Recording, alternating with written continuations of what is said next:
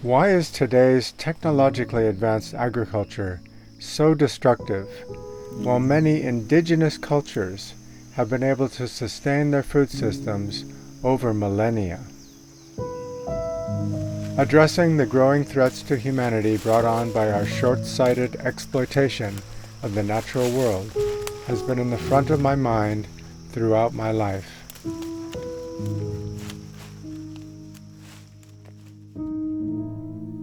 Since growing up in the 1970s, humanity has increased carbon dioxide concentrations in the atmosphere by 27%. Global average temperatures have increased by 1 degree Celsius, and the species extinction rate is alarmingly high.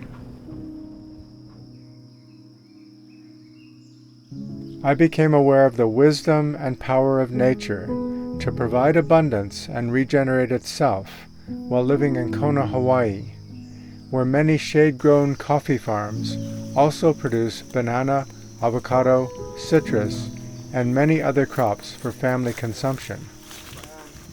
That inspired me to learn about the centuries-old Pacific Island food forest systems that were abundantly productive without the need for fossil fuels or chemicals, without polluting air, land, or water.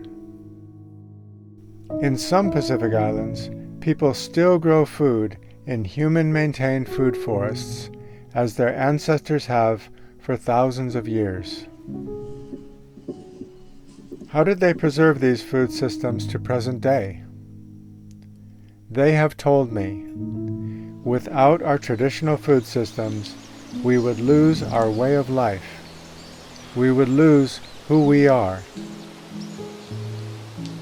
This realization that our inner perspective and what we hold to be most sacred in life is directly mirrored in our action has had a profound effect on my work.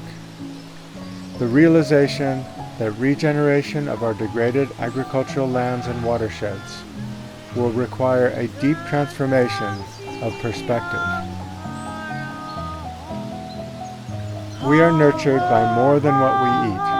We are nurtured by all that we take in through all our senses. Attunement with nature's own cycles in our bodies and in the environment brings us greater well-being and happiness. Our environment is an extension of our consciousness and our body. As we work with nature regeneratively, we regenerate ourselves. There was never a separation between us and nature, but rather only limited perspective. There are a handful of principles that can be followed to regenerate the earth: biodiversity, density of planting, and following nature's own rhythms. Anyone can begin by planting food crops using these principles, if only in a container.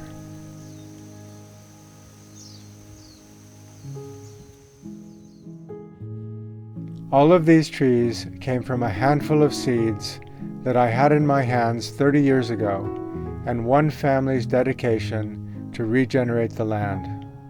This is not a conceptual process so much as an experiential one, to learn how nature works and how our health and well-being can emerge from a relationship with nature that is holistic, harmonious, and mutually beneficial.